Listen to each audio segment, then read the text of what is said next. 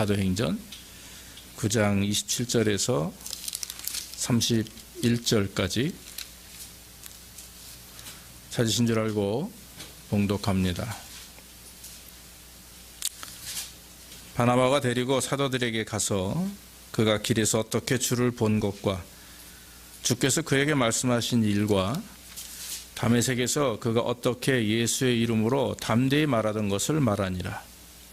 사울이 제자들과 함께 있어 예루살렘에 출입하며 또 주 예수의 이름으로 담대히 말하고 헬라파 유대인들과 함께 말하며 변론하니 그 사람들이 죽이려고 힘쓰거늘 형제들이 알고 가이사라로 데리고 내려가서 다소로 보내니라. 그리하여 온 유대와 갈릴리와 사마리아 교회가 평안하여 든든히 서가고 주를 경외함과 성령 위로로 진행하여 수가 더 많아지니라. 아멘. 오늘 말씀은 아마 오늘 본문 특히 31절의 말씀을 통해서 우리가 여러 번 아마 말씀이 증거된 줄로 믿습니다. 특히 지난번 성전 입당 예배 때 강사로 오신 임경철 목사님이 이제 이 말씀으로 설교한 것을 제가 성경에 기록한 내용이 있고, 그래서 한 두세 번 저희가 말씀을 드렸습니다마는 이 말씀 특히 31절에 그리하여 온 유대와 갈릴리와 사마리아 교회가 평안하여 든든히 서가고 주를 경외함과 성령의 위로로 진행하여 수가 더 많아지니라. 이 31절의 말씀은 모든 교회들이 바라는 말씀이고 또 소망하는 그런 말씀이 아닌가 싶습니다. 그래서 오늘 우리가 이 건강한 교회가 과연 어떤 교회인가 한번 늘 교회에 대한 말씀, 그래서 조직 신학에서 교회론이라는 게 있습니다. 신학에서도 교회론이라고 하는 것이 있는데 과연 어떤 교회가 하나님이 기뻐하는 교회인가 우리가 늘 마음속에 알고 또 하려고 노력하지만 한편으로 우리 자신을 다시 한번 돌아보면서 건강한 교회가 어떤 것인가 한번 우리가 또 마음속에 새기고 우리 아틀란타 제자교회가 늘 영육이 건강하고 하나님 은혜 안에서 풍성하는 교회가 되기를 원합니다. 교회가 무엇이냐 물어보면 여러분 이렇게 대답하시면 됩니다. 교회는 부르심을 입은 사람들의 모임이다.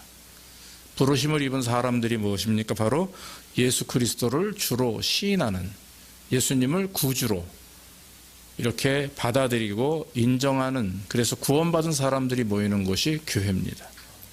이것이 교회 공동체.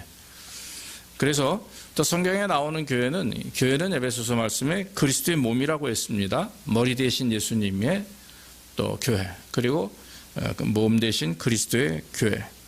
그리고 성도는 뭐냐면 거기에 지체가 되는 것이죠.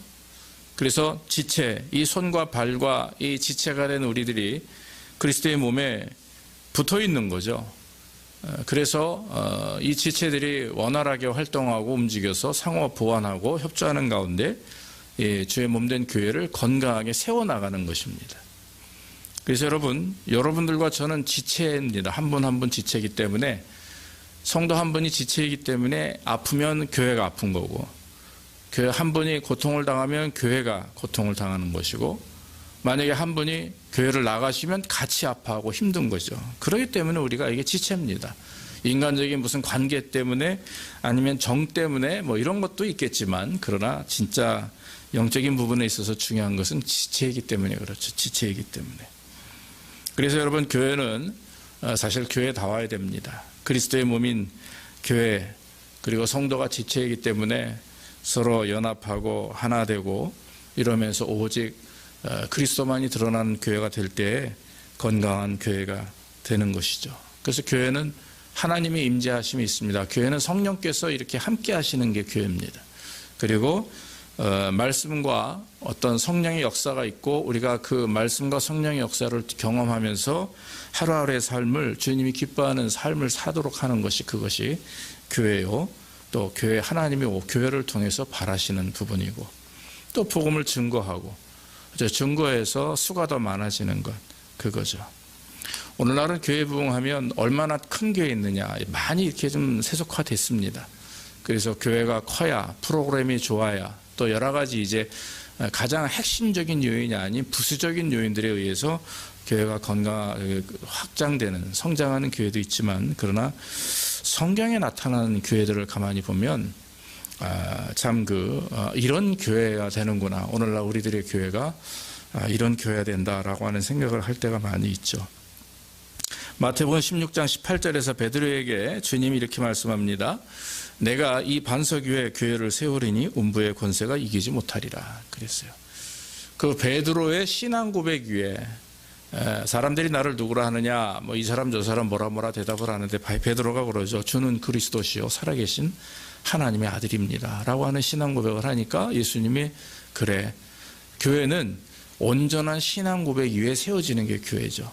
그래서 여러분, 뭐 유기적이고 무기적이고 유형적인 교회가 있고 무형적 교회 있고, 뭐 교회가 여러 가지로 우리가 평가하지만 우리 자신들, 집사님이나 저희들, 우리 자녀들은 다 교회입니다. 한 사람 한 사람 교회인데 왜 교회라고 하냐면 여러분들의 마음속에 예수님을 구주로 믿는 그 신앙의 고백이 있기 때문에 하나님은 교회로 생각하시고, 그래서 성령께서 여러분들의 삶 가운데 임재하셔서 여러분들을 주장하시는 겁니다.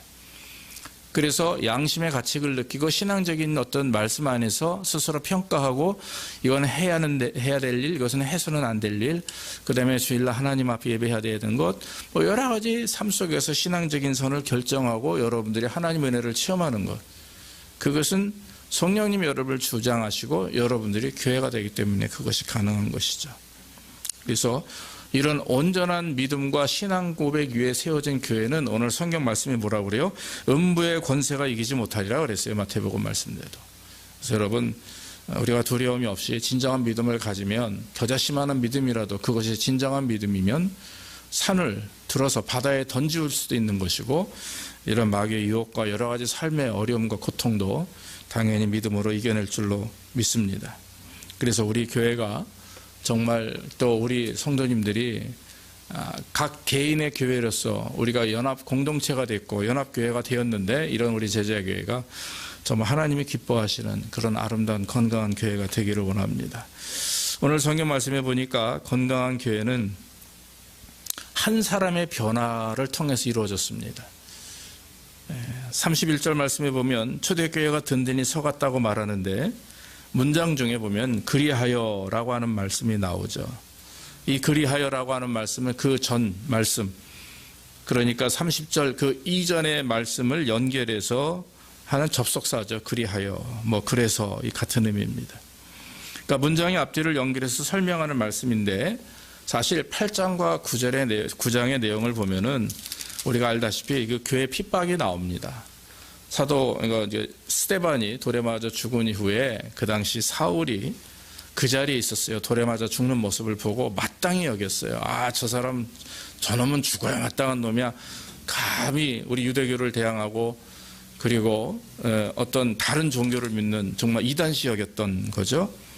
그런데 이 8장에서 스데반이 죽고 난 다음에 이제 9장에 넘어와서는 거기에서는 이제 사울이 이제 예수님을 만나서 주님 앞에 이렇게 서는 모습들이 기록이 되어 있습니다. 여러분, 사울은 누굽니까? 굉장히 대단한 사람이었죠. 유대인입니다. 유대인 중에서도 여러 가지 이제 세파가 있는데, 바리세파, 그다음에 율법학자들, 사두개인들, 이런 사람들이 있습니다. 에세네파, 이런 파별로 굉장히 유대 인들 중에서도 귀족이면서도 하여튼 이렇게 분별이 되어 있는데, 그 중에서 이 바리새파라고 하면 굉장히 권력이 있고 가장 커다란 집단입니다. 근데 그 바리새파에 속한 자였고, 가말리알이라고 하는 그 당시 가장 유명한 석학이죠. 한마디로 말하면 하버드에서 가장 유명한 교수, 이런 거 같은 겁니다.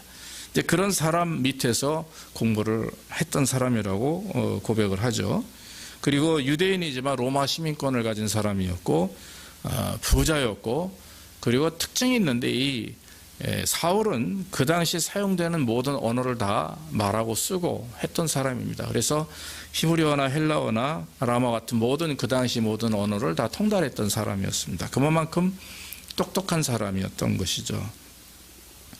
그리고 사도 사울은 이 종교적인 열정이 굉장히 강했던 사람이기 때문에 이 다메섹에 그리스도인들이 모여 있다는 소리를 듣고 말을 타고 막 쫓아가서 그 사람들을 잡아다가 이렇게 이제 형벌을 받게 하도록 그렇게 했던 사람인데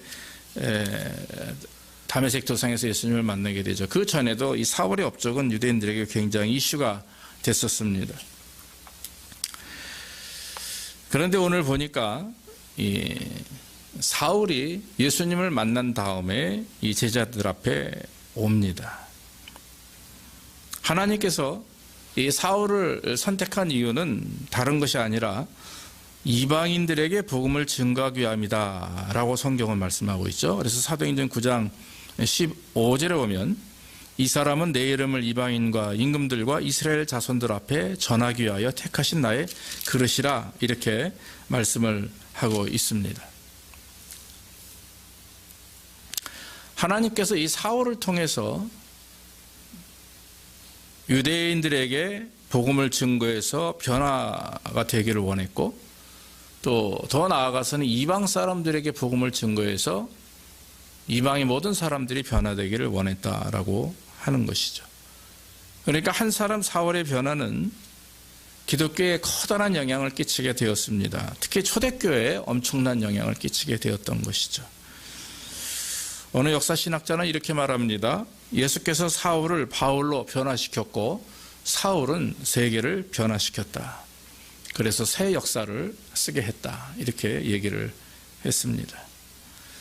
제가 오늘 이 사울의 변화, 구체적으로 그 9장에 나와 있는 내용은 설명드리지 않았지만 여러분들 다 아시는 말씀이죠. 왜 하나님이 사울을 선택하셨는가?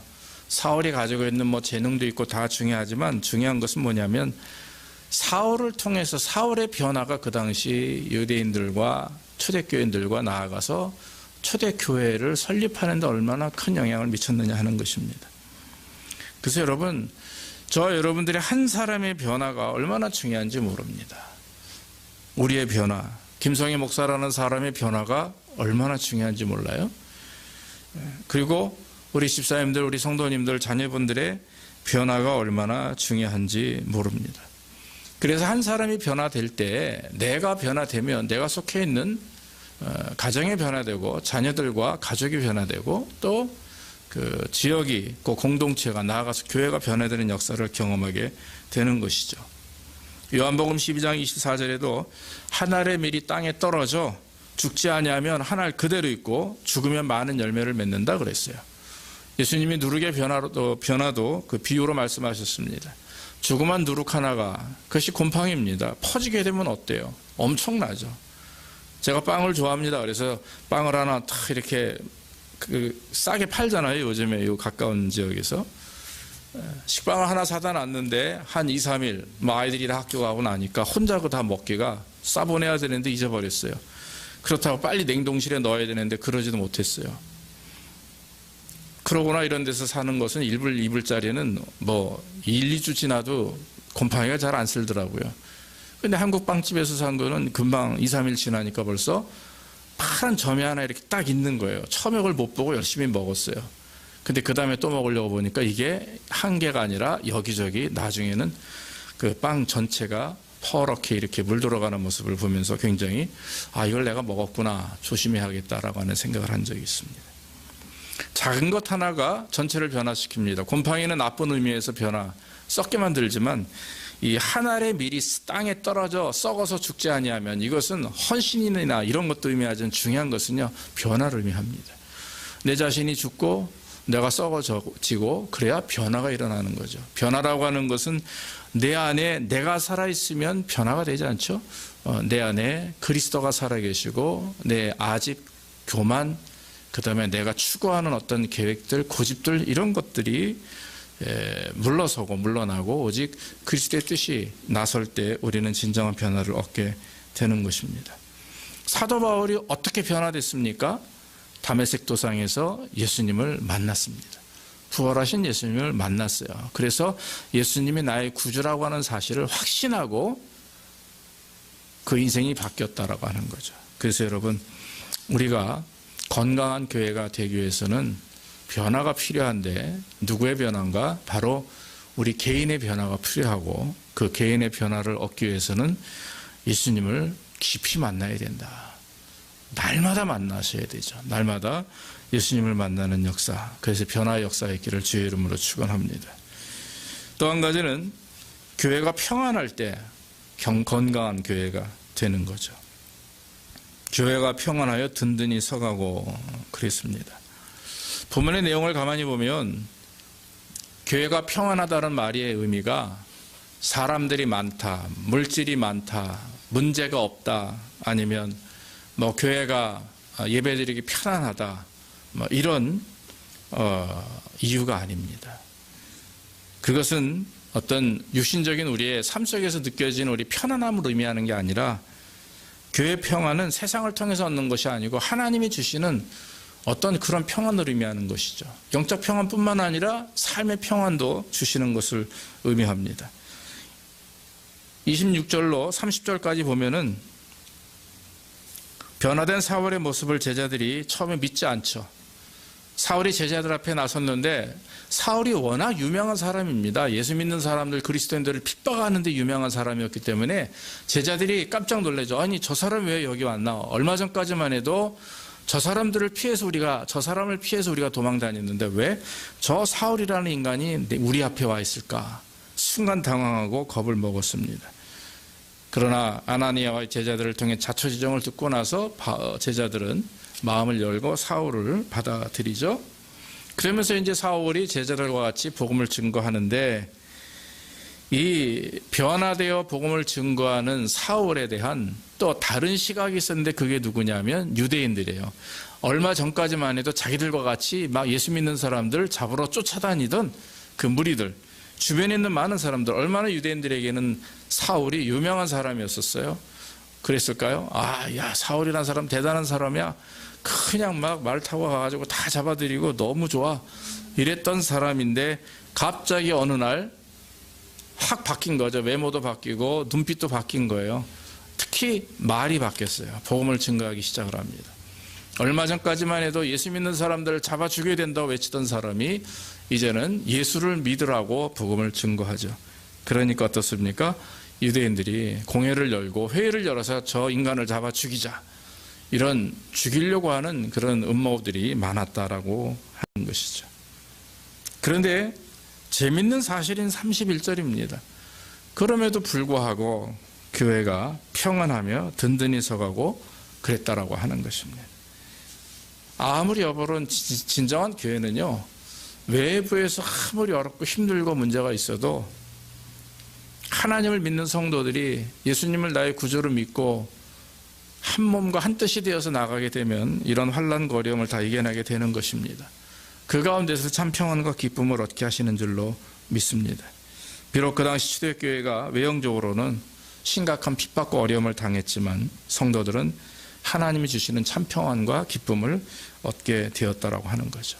그 당시 교회에 무슨 돈이 있었겠어요? 초대교회에 무슨 돈이 있습니까? 무슨 어려움이 있습니까? 여러분, 교회 역사를 보면은요, 그 초대교회 성도들을 로마 사람들이 아주 딱 가둬놓습니다. 그냥 법적인 체제 안에서 가둬놓습니다.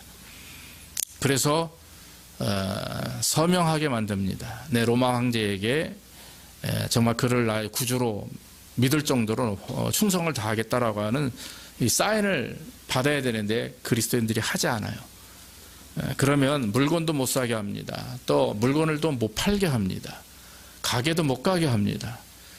그렇게 초대교회가 엄청난 핍박과 어려움을 당했던 시기가 있었는데 바로 이 시기가 바로 그 전 시기예요. 이제 조금 지나면 교회가 점점점 확장되면서 로마 사람들과 유대인들이 한 뜻이 되어가지고 이 그리스도인들을 너무나 심하게 핍박하는 거죠.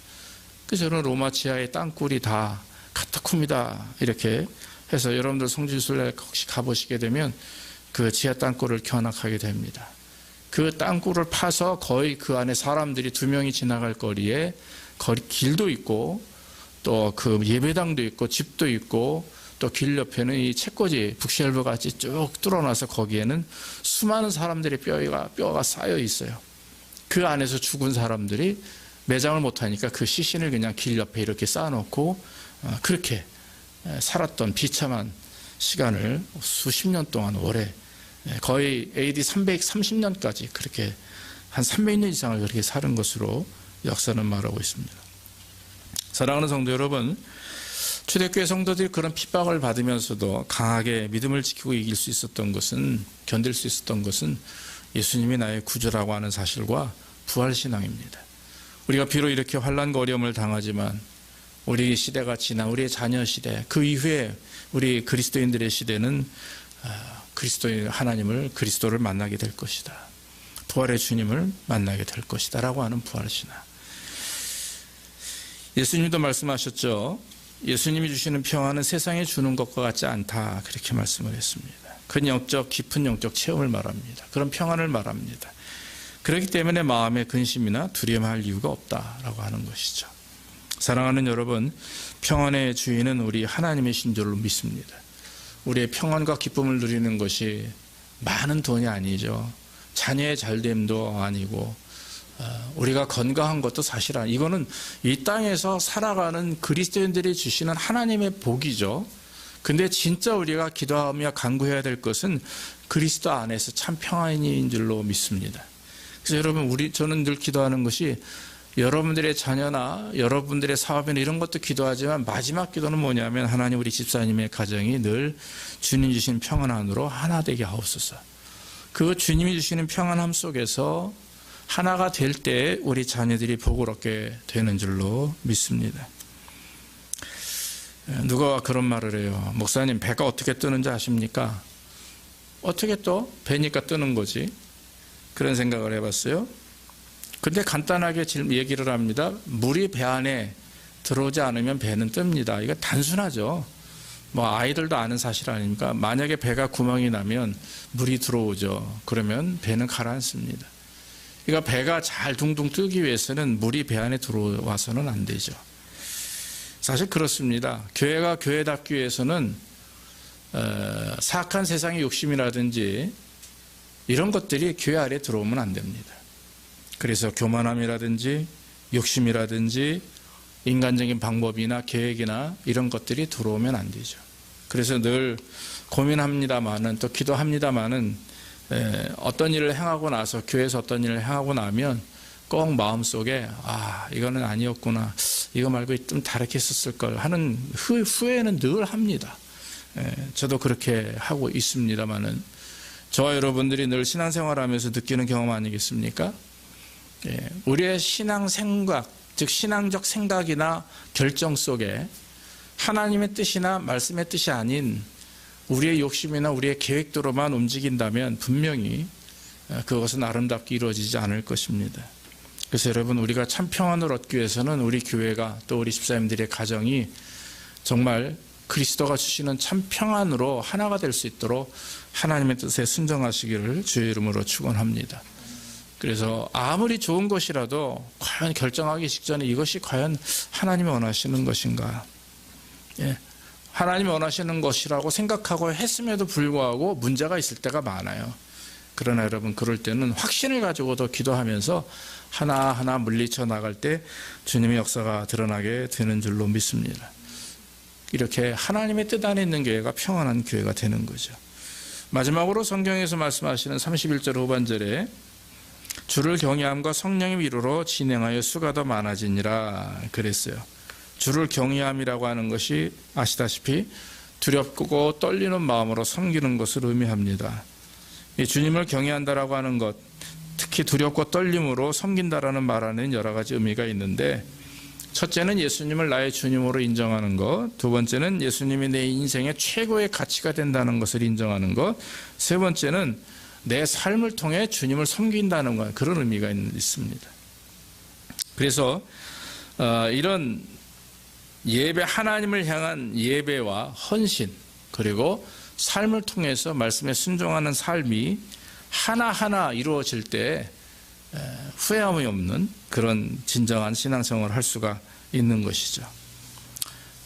우리들은 특히 오늘날 살아가는 저와 여러분들, 이 세대에서 살아가는 우리들은 경건에 이르는 훈련을 열심히 해야 됩니다. 그래서 경건에 이르는 훈련이라고 하는 것은 그리스도를 따라가는 삶을 말하죠. 오늘날 성경에서도 사람들이 경건의 모양은 있으나 어때요? 열매가 없는 거 아닙니까? 저와 여러분들의 신앙생활이 사실 부족한 부분이 그겁니다. 열심히 경건의 모습을 따라서 열심히 예배도 하고 신앙생활도 하는데 종종 우리의 삶 속에서는 그에 따르는 열매가 드러나지 않는 것. 그래서 우리가 늘 경건의 훈련을 위해서 가장 중요한 부분은 뭐냐면 바로 하나님의 말씀 안에 거하는 것입니다. 말씀을 믿고 의지하며 살아가는 것이죠. 그래서 여러분, 성경책은 여러분들이 늘 들고 다니며 보면서 예배하는 것을 말해요. 그래서 제가 다시 한번 부탁을 드리는 것은 주일날 예배 드릴 때는 성경책을 통해서 성경을 직접 보면서 자꾸 찾아보면서 하나님의 말씀을 묵상하고 예배하는 거죠.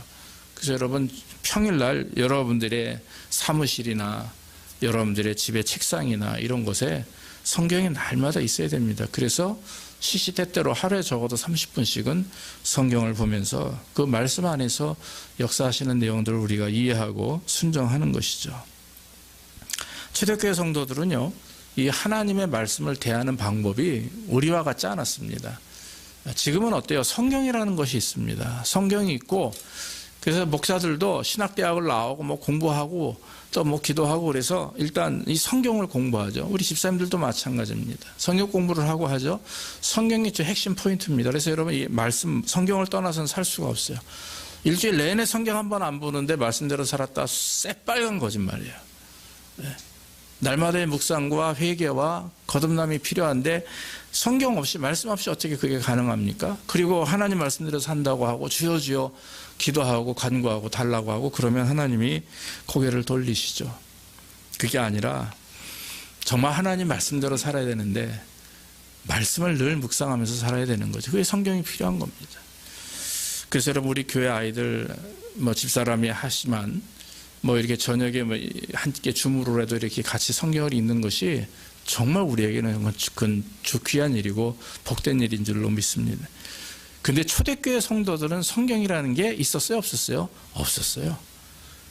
그러니까 무엇을 통해서만 말씀을 듣냐 하면 바로 사도들의 가르침을 통해서만입니다. 그 당시 사도들이라고 하면 예수님의 12 제자 중에 가룟 유다 빠지고 나서 이제 마띠아, 그 다음에 이제 사도 바울, 사울이 들어갔죠. 그래서 이 사도라고 하는 말은 위트니스라고 하는 뜻이죠. 아포스톨, 또 위트니스인데 증인들입니다. 즉 예수 그리스도를 직접 만났고 그 말씀을 들었던 사람들이 사도예요. 그래서 사도 바울은 예수님의 제자는 아니었으나 예수님이 선택한 하나님의 종이었죠. 그래서 예수님이 직접 사도 바울을 만나주셨죠. 다메섹 길에서.